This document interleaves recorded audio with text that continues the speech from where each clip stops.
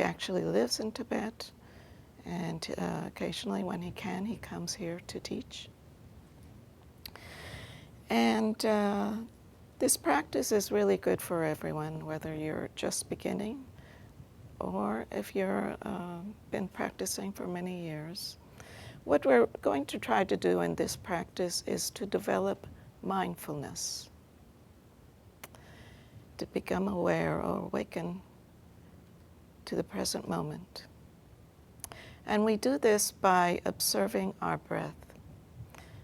We use the breath because the breath is always with us. It's always changing, and it's always there. And it's also connected to our body, and it's really important to have a connection between mind and body. It helps us to just be aware of ourselves. So as what we're going to do is observe the breath. Basically, you can, what we really want to do is just have that feeling of being breathed in, breathed out. Feel as the breath goes in the body, as the breath goes out. Some people like to concentrate on a certain part of the breath, like the breath entering through the nose, or others can just observe the breath going down, going all the way down to a certain part of the belly that is 3 finger width below the navel, 3 finger width deep.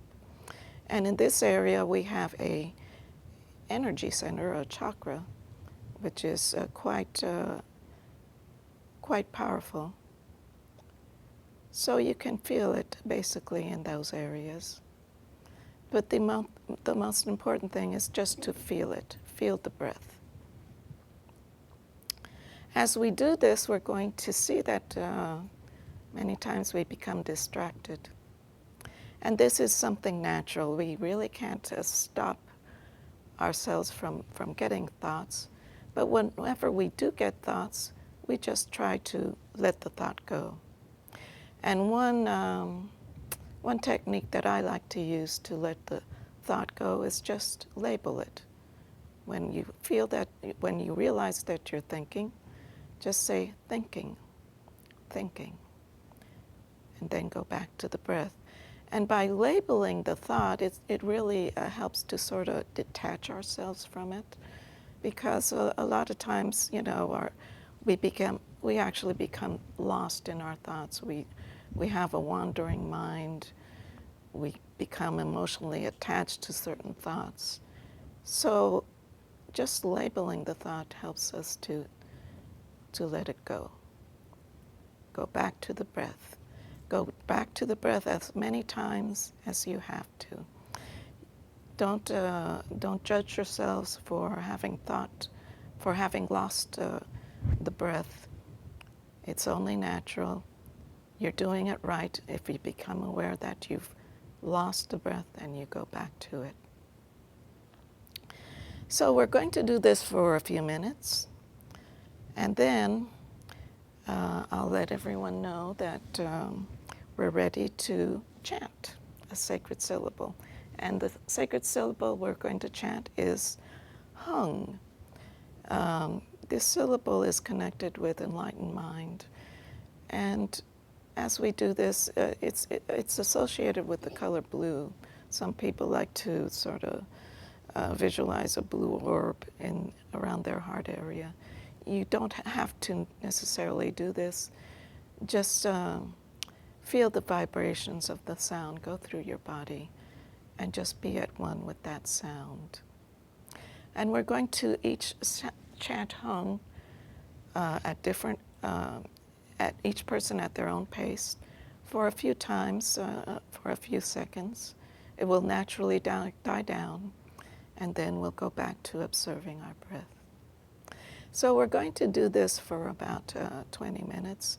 Also, I did want to remind everyone that the most important thing when we meditate is to try to keep the spine straight but comfortable. Just one way I like to do is just to put your arms up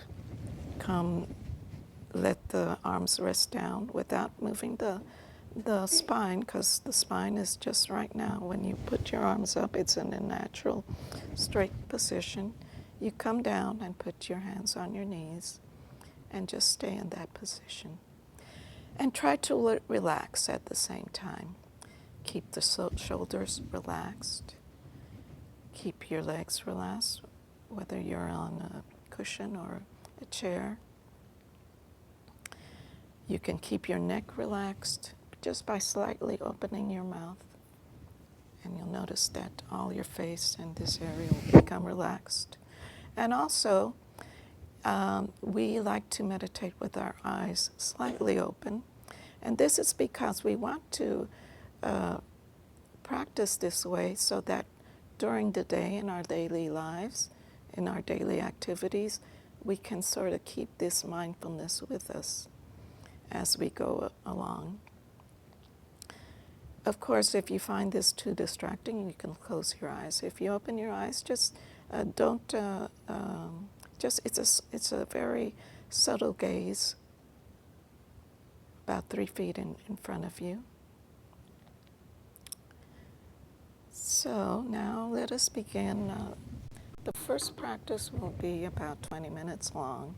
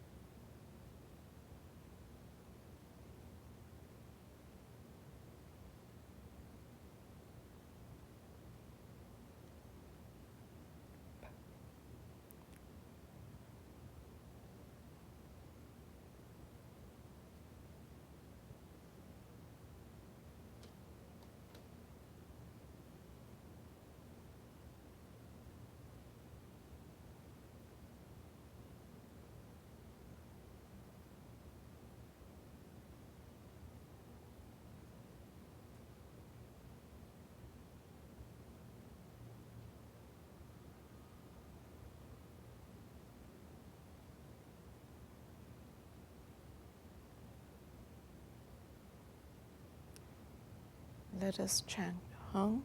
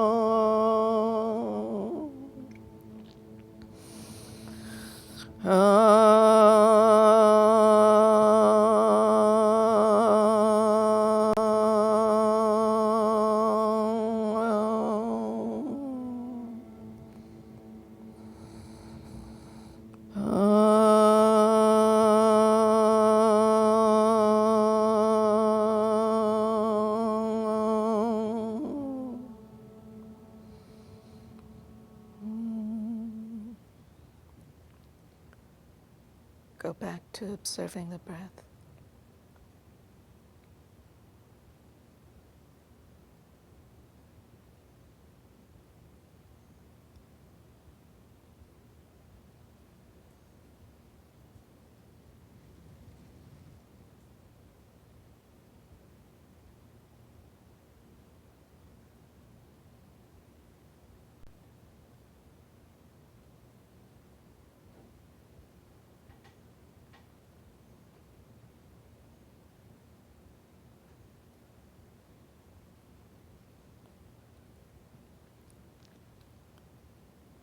Observe the breath. If you become distracted, just say thinking, thinking. Go back to the breath.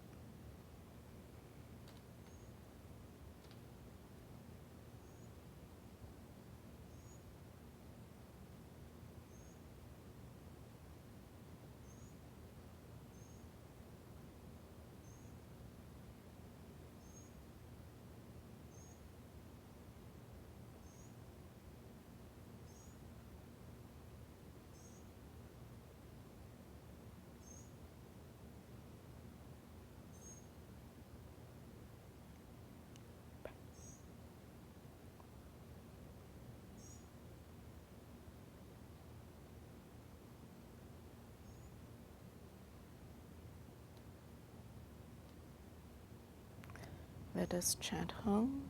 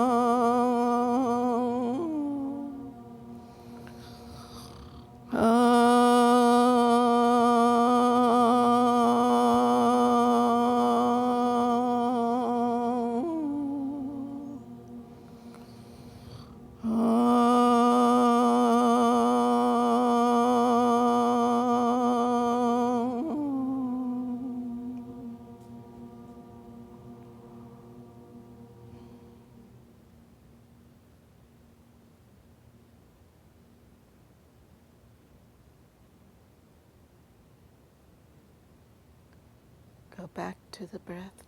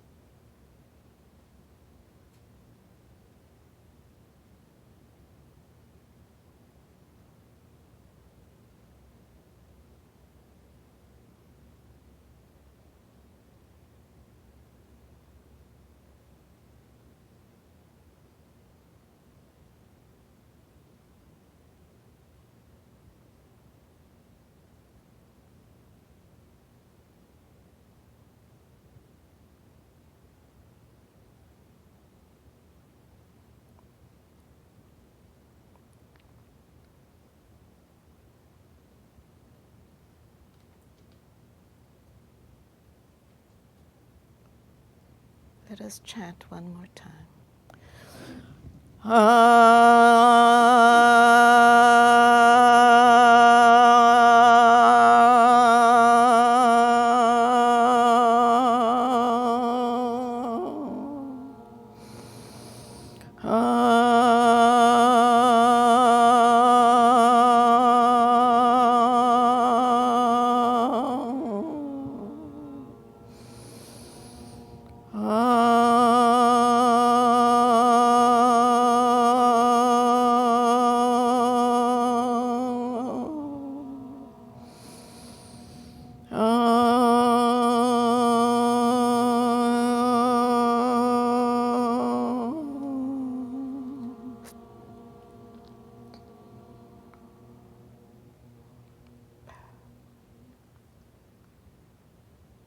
Back to the breath.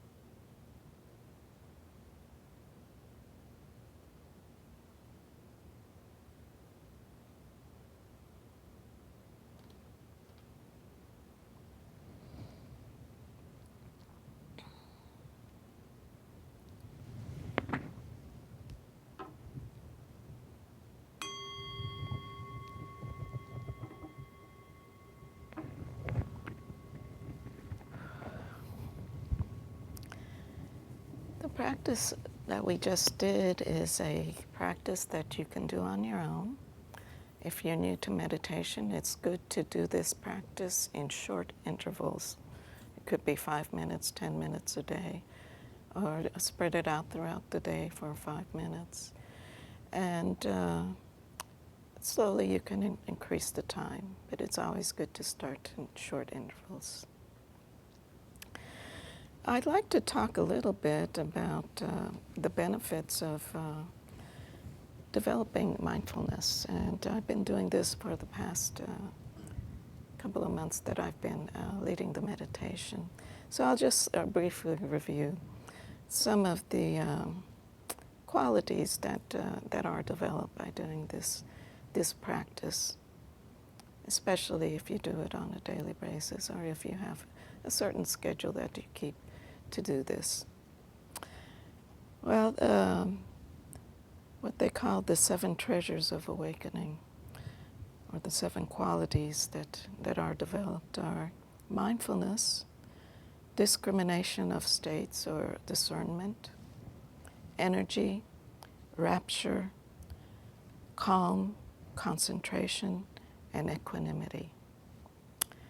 Mindfulness is really the most important quality because it's what fortifies and makes available all the other qualities that I mentioned. And mindfulness is basically just being attentive to the present moment, being aware, being in the now, what they call the now.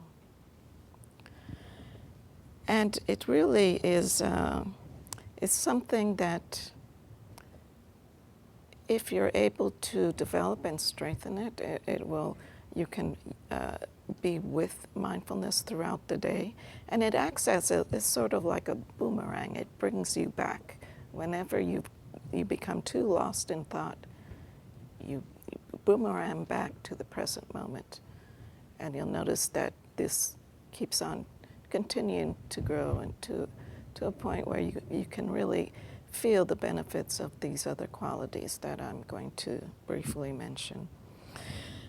Discrimination or discernment is basically once you become mindful of the present moment and you're aware, you have that presence of mind of what is occurring in the present moment, you become to discern what are the things, or is this action that I'm doing, is it beneficial or is it harmful either to me or to myself? And of course, this is based on certain moral ethics that you may have of what is good and what is not good or harmful either to yourself or to others. But you start to develop, it's a sort of like developing an intermoral compass, and it also develops wisdom.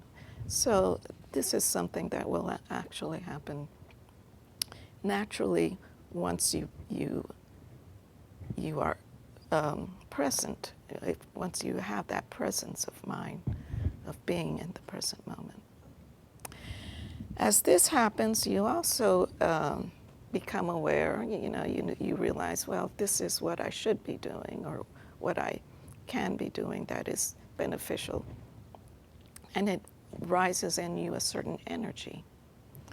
So you have this energy towards action, and this energy also can manifest as you practice in your meditation as wanting to be in, sort of like wanting to eliminate those distractions or those thoughts and being in the present moment. But at the same time that you have energy, you have to sort of realize and gauge, is this energy too high or too low? Is my mind too tight or too loose? So you have to sort of balance the energy that you feel. Once you have that balance of a certain amount of energy that is beneficial for you, you begin to experience a sort of blissfulness, a rapture, a rather joyous meditative experience. And this is a good sign because you realize that you are developing in your mindfulness. But it has the danger of us becoming too attached to it. So we try to sort of realize that we cannot become too attached to it.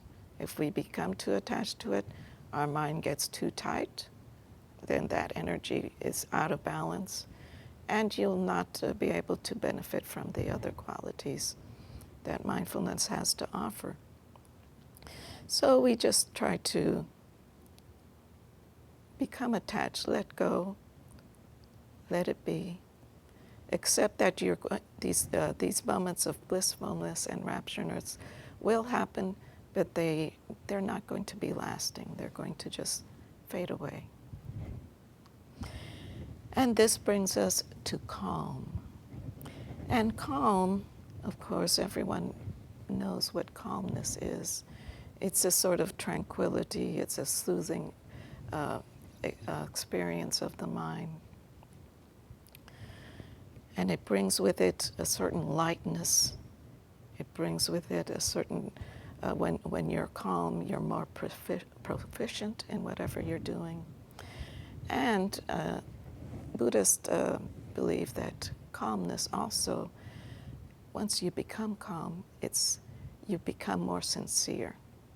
You become more honest. It's sort of like a lot of times when we're too defenseful and too uptight, well, we may become dishonest in what we say or what we do, but once we're calm, sincerity just naturally flows. So how is it that we develop that calmness, and how can we work on developing the calmness? Actually, we can do it as we observe our breath. As we see that our breath goes in and out, first we acknowledge that we are breathing in and out. You can also sort of practice seeing how to breathe in long intervals or in short intervals and develop that sort of sense of how it feels. And then you become to experience your whole body in that breathing experience. How does your body feel? You can do what's called a scan of your body, where you relax certain parts of your body. You can say, you start with your feet and feel your feet become relaxed, then your legs, then go up towards your torso, your arms, and go up to your head. And just feel that relaxation in all your body. And then, when you start observing your breath, you can say to yourself as you breathe in and out, breathing in, breathing calmness, breathing out, breathing calmness. Or just as you breathe in and out, say calm, breathe in, calm, breathe out, calm.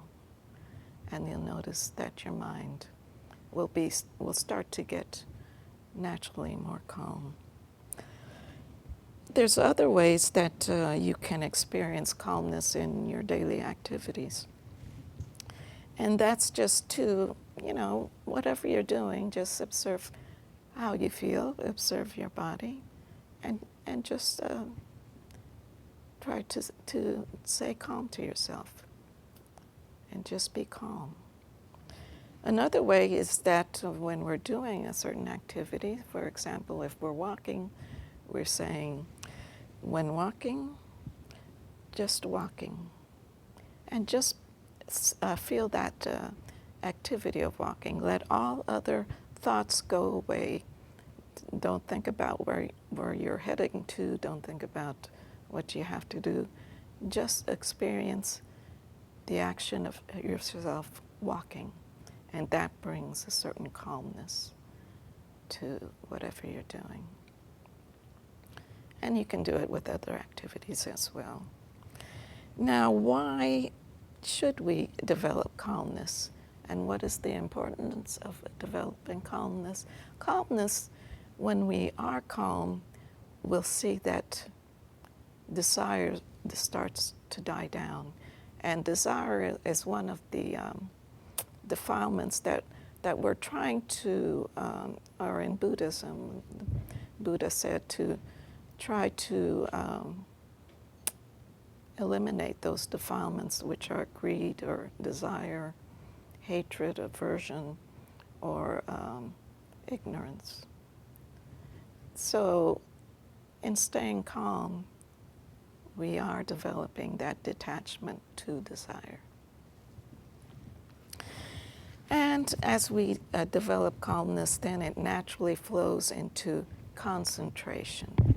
And concentration, there's really two forms of concentration that are developed within meditation in Buddhism, which is the one-pointedness in concentration in meditation, which is really what we were doing this morning when we're observing our breath. We're trying to just concentrate on breath. We could also have another object be the object of our attention. It could be a picture, or it could be another sense like hearing or seeing. But as we do this, of course, when we're doing one-pointedness, what we're really trying to do is just develop that attention to one object and trying to forget about thoughts or anything else that comes into your mind, any other sensations. There's another way to develop concentration that doesn't have to necessarily be on one object or a series of objects, which is really just being aware or present. Being aware or present each time that you realize that you're thinking, or just acknowledge that you're thinking. Whatever you do, whether it's during the meditation practice or during your daily activities, if you're acknowledged that you're thinking, that actually helps to develop concentration.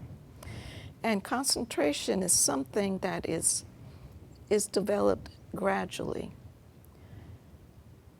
Now, concentration in meditation is going to lead to certain absorptive meditative states that the Buddhists called sadhami. It's a very enriching sort of experience, and a lot of times when you're really concentrated, you'll see that time flies just like that. You may notice that you've been meditating for an hour and you thought you were only meditating 10 minutes, something like that. So it's really something that is gradually developed, but we can also develop it by just being aware. Being aware, as I said before, of our thoughts, being aware that we're thinking. As we become aware that we're thinking, a lot of times that helps us to loosen up from having this wandering mind. And also another way is to kind of realize when you're thinking of certain things, tell yourself, is this thought really necessary? Is this a necessary thought?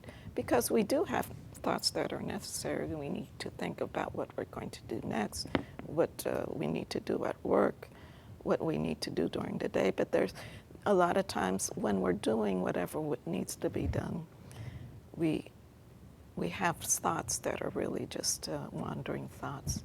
So when you ask yourself, is this thought really necessary? It's easy to just let go of the thought. Go back to the present moment. Be aware. Be mindful. And it becomes a sort of effortless awareness. So these are things that we're trying to develop in our practice in becoming mindful. And it really will help to just alleviate all the defilements. It alleviates anxiety, it alleviates stress, and we just experience happiness within our lives. And of course, if we're wanting to develop more in a spiritual sense, it brings enlightenment. So now we're going to take a break, and it'll be about five-minute break. I'm sorry, it's be a little short. But during this break, if you haven't signed in, please sign in. We have a sign-in sheet in front. We also have a few snacks and some water. So feel free to walk around, talk to each other if you like, or if you would prefer just to sit, just sit. And then we'll come back and do a practice. Also, I don't know if we've passed around the book, but there's a book that we pass around. If anyone knows where it is, I'm not aware. Okay, in the book we put the names of people we'd like to dedicate this practice to. It could be someone that has recently passed away, or it could be anyone that is in need. You could put your own name. You can put the name of pets, animals. So this was a good opportunity to do it during the break. Thank you.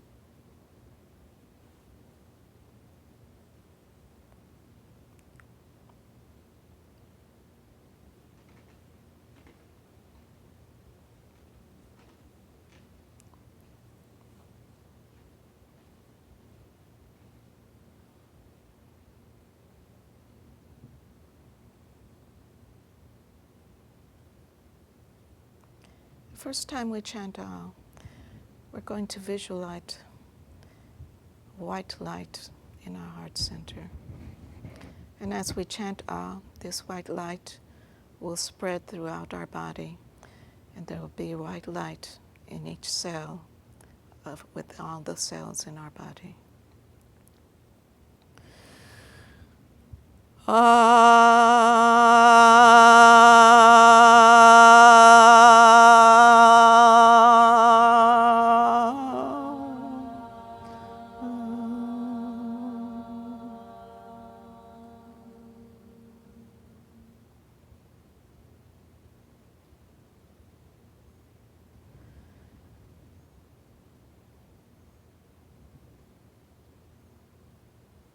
Second time we chant we're going to visualize this white light being sent to each person in this room.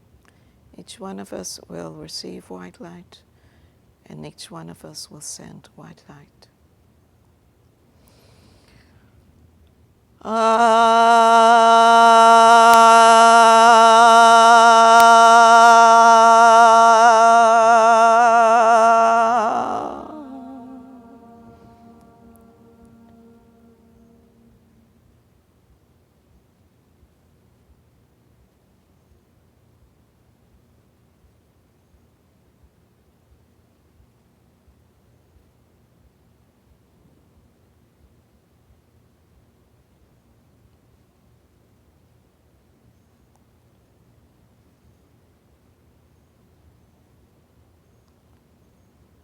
Now, when we chant, we're going to visualize this white light spreading throughout the city, throughout the state, throughout the country, throughout the world, and throughout all space, through the whole universe, to all living beings everywhere.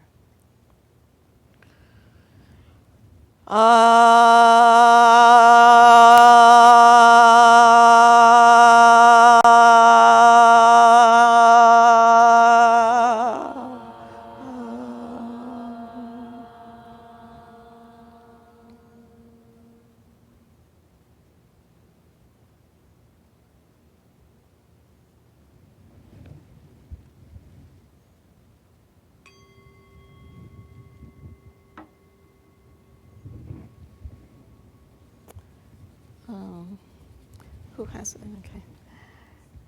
Okay, so we always close by doing a short dedication. Oh. And I think, I don't know if we passed around could you pass it around? Or, no, the sheets that has the dedication. We always say this short prayer at the end. Sorry, I hadn't passed it around.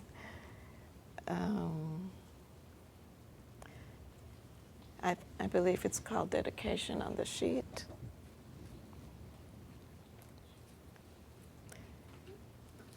But first I'll read the names. I think there's still people putting names in the book.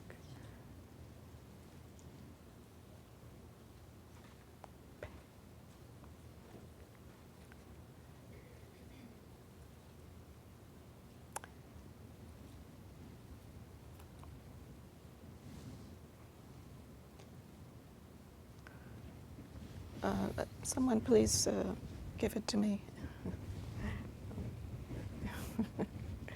Okay, so I guess we'll just do the dedication right now, and then I'll read the names. Okay. Give me the pen. Okay. One moment. I'd like to put a name in here.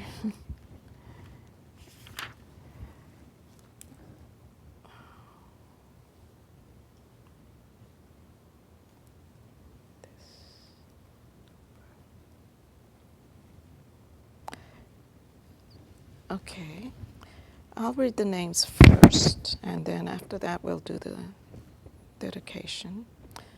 So our practice today is dedicated to Bobby, to all ill children, to Bogan and François Wang, Pang Pang Wu, Jiang Kyung Wu, Francois Conti, all the people whose families have been killed in the Middle East, and Malaysian Airlines and Airlines Middle East, uh, Ukraine, Russian separatists, their leaders, and all aboard the Malaysian flight, and friends and family, and all those at war throughout the planet.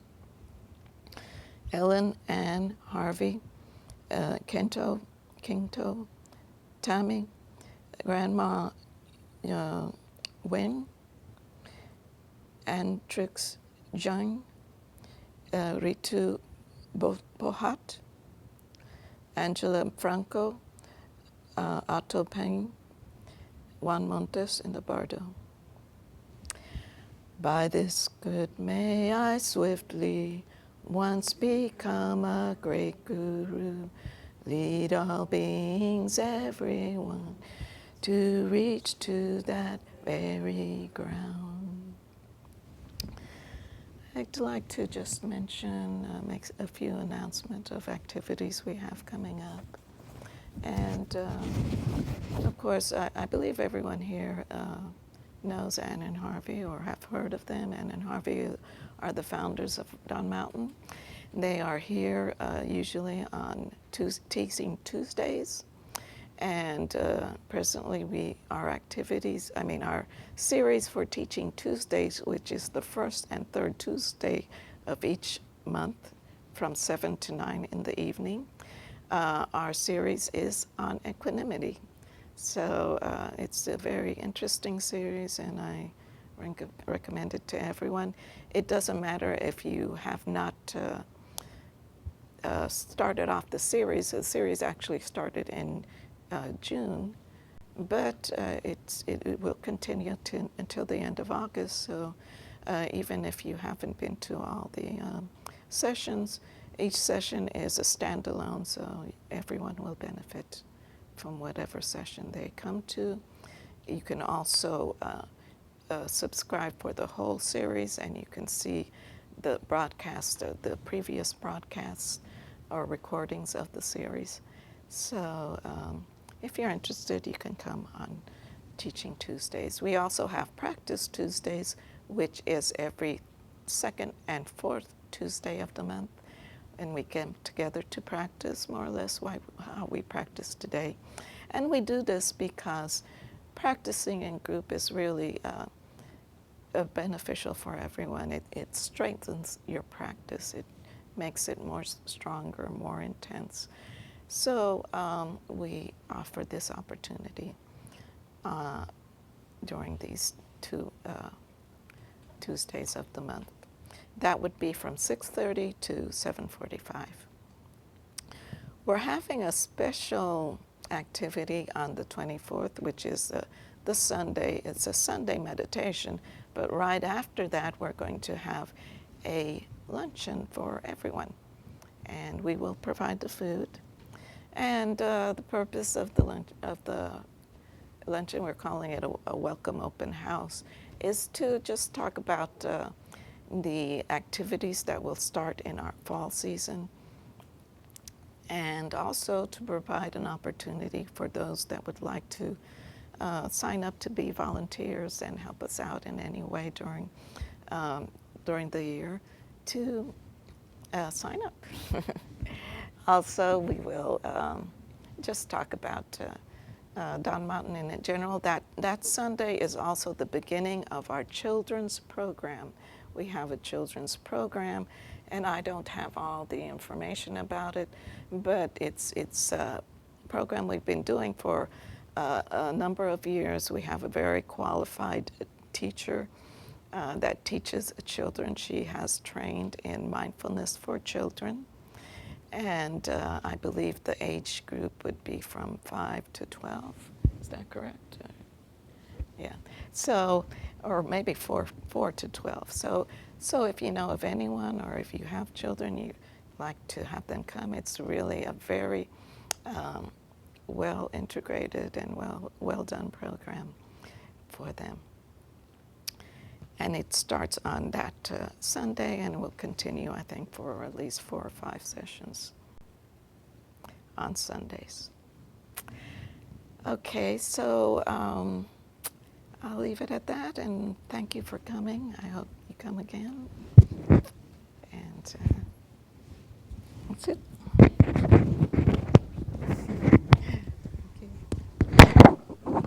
Oh, I'd like to remind, we do accept donations, and there's a bowl at the, towards the entrance that you can leave donations. Yeah, it matters. But they changed